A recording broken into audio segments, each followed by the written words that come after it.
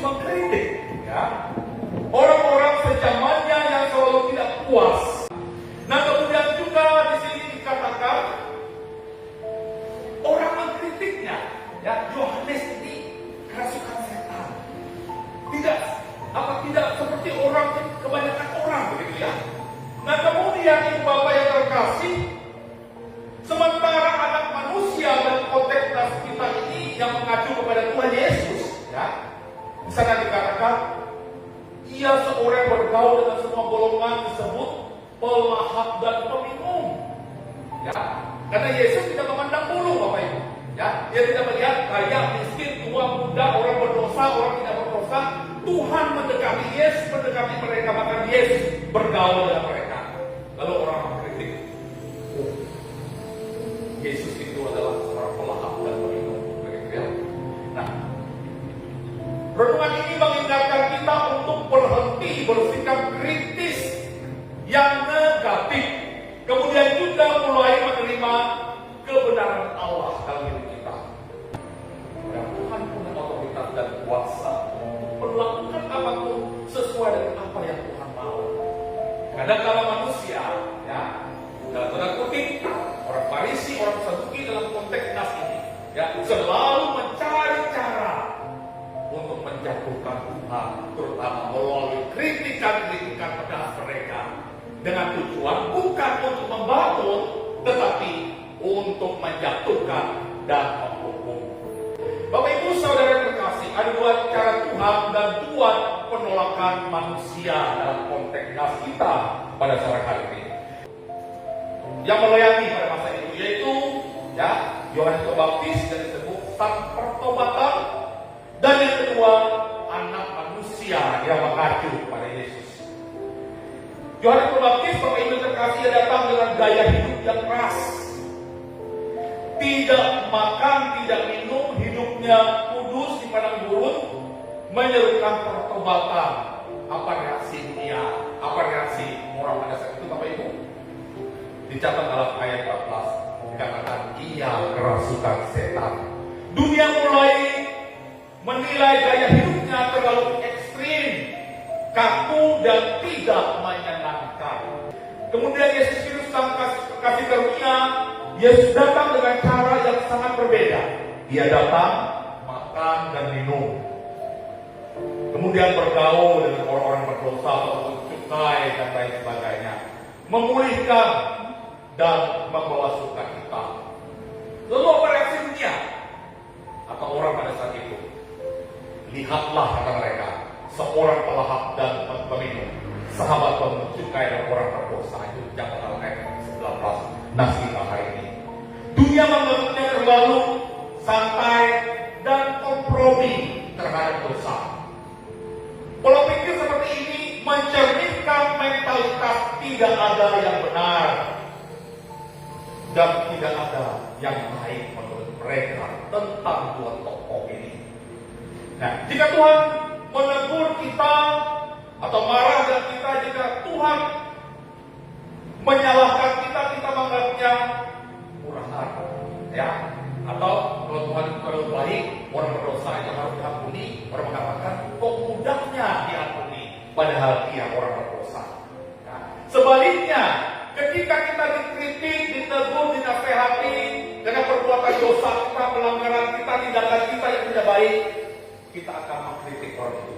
Terlalu banyak omong, ya, terlalu berani, bahkan sok kudus, sok benar. Padahal dua tokoh ini mewakili keadaan dunia pada zaman itu dan zaman sekarang ini. Kehadiran Yohanes Pembaptis memberikan satu solusi yang sangat baik bahwa setiap orang berdosa punya kesempatan yang sama untuk menerima pertobatan dari Tuhan dan menerima kasih karunia dari Tuhan. Bertobatlah sebab kerajaan surga sudah dekat. Sebuah ajakan kepada semua orang yang berdosa untuk menerima pengampunan daripada Tuhan. Ya. Nah, lalu dengan Tuhan Yesus pun sama. Dia hadir dalam konteks dunia yang tentunya tidak baik-baik saja. Ya. Orang mengkritik orang mengkritik, orang menjatuhkan bahkan hal yang tidak bagus dan baik ya dinyatakan kepada Yesus. Namun dia dengan penuh sukacita melakukan apapun yang dia lakukan dengan luar biasa. Dia tidak pandang bulu, ya. Dia datang kepada orang-orang yang sakit, orang-orang yang berdosa. Bahkan ia hanya datang kalau ia melakukan sebuah reaksi, ya, untuk membawa mereka kembali kepada Tuhan. Kita ingat dengan apa Sakeus, ya. Yesus katakan turunlah dari pohon itu. Aku akan menumpang di rumah. Dan bukan sekedar menumpang Bapak Ibu, tapi dia katakan dosa adalah dalam kehidupan sehari-hari baik dalam gereja, masyarakat, keluarga, seringkali kita jatuh dalam jebakan mentalitas pengkritik negatif ini. Kita mungkin sering mengeluh bahwa firman Tuhan terlalu keras saat didengar. Padahal itu adalah untuk mengingatkan dan menegur kita. Namun merasa khotbah terlalu dangkal saat mendengar kabar anugerah dan belas kasihan Tuhan. Ya, kita senang ya khotbah itu yang mengampu ke atas sana ya. Ya. Kita tidak melihat ke bawah keadaan situasi di sekeliling kita apakah sudah baik-baik saja. Sesungguhnya kita harus realistis untuk melihat setiap keadaan dan situasi kehidupan. Ya, hidup ini tidaklah mudah. Oleh karena itu kita harus mampu untuk menempatkan diri kita dengan baik dalam setiap keadaan dan situasi. Belajar untuk menerima kritikan-kritikan yang membangun kita. Belajar untuk menerima firman Tuhan yang mungkin keras ya, tapi tujuannya untuk kebaikan kita. Yang kedua, kita sering menghakimi orang lain berdasarkan standar kita sendiri. Kita mengkritisi orang lain, kita seringkali menilai orang lain, kita sering menghakimi orang lain, ya. Tapi kita tidak melihat diri kita sendiri. Dalam satu perumpamaan Yesus katakan, kita mudah melihat selupa di mata orang lain, tapi tidak mampu melihat balok di mata kita sendiri. Bapak Ibu yang terkasih dalam Tuhan Yesus Kristus dan sore hari ini, sama seperti orang Farisi yang mengakui menghakimi Yohanes pada dan juga menghakimi Yesus. Seringkali kita demikian. Kita suka mengkritik orang yang negatif tapi positif cara demikian.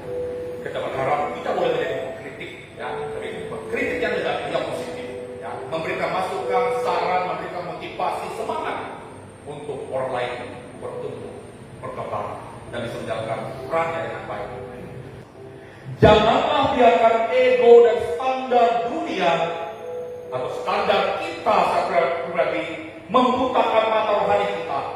Hikmat Allah dan hikmat manusia jauh berbeda. Jangan menggunakan hikmat manusia, tapi gunakanlah hikmat yang berasal dari Allah. Karena tujuannya adalah untuk kebaikan kita semua. Hikmat dibuktikan oleh tindakan. Tuhan Yesus menutup nas ini dengan kalimat yang kuat. Tetapi hikmat Allah dibenarkan oleh perbuatannya. Artinya buah dari Injil ialah perubahan sikap. Ya, jadi buah dari pemberitaan firman Tuhan itu adalah perubahan sikap. Ketika kita mendengarkan firman Tuhan, ya, kalau Yakobus katakan ada orang mendengarkan firman Tuhan, masuk telinga kanan, keluar telinga kiri. Tapi hikmat berasal dari Tuhan mengatakan, kalau kita benar-benar memiliki hikmat yang berasal daripada Tuhan adalah mendengarkan firman Tuhan dan melakukan firman Tuhan itu dengan baik. Ada banyak orang menolak pelayanan Tuhan Yesus dan juga Yohanes Pembaptis. Orang-orang yang sungguh-sungguh mencari Allah akan melihat karya keselamatan nyata melalui perbuatan mereka. Ya. Kenapa orang-orang Tuhan Yesus menolak Yohanes Pembaptis? Karena itu bertolak belakang dengan apa yang mereka harapkan.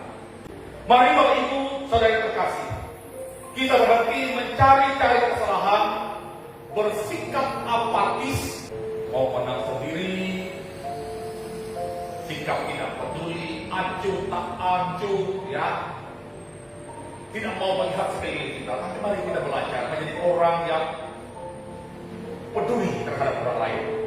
Mulailah merespon panggilan Tuhan dengan hati yang terbuka. terbuka, belajar untuk melakukan firman Tuhan dengan baik, bahkan menjadi berkat bagi banyak orang. Kehadiran Yohanes Pembaptis dan Yesus sesungguhnya untuk menjawab kebutuhan kita sebagai orang percaya, untuk merasakan kebaikan dan kemurahan Tuhan.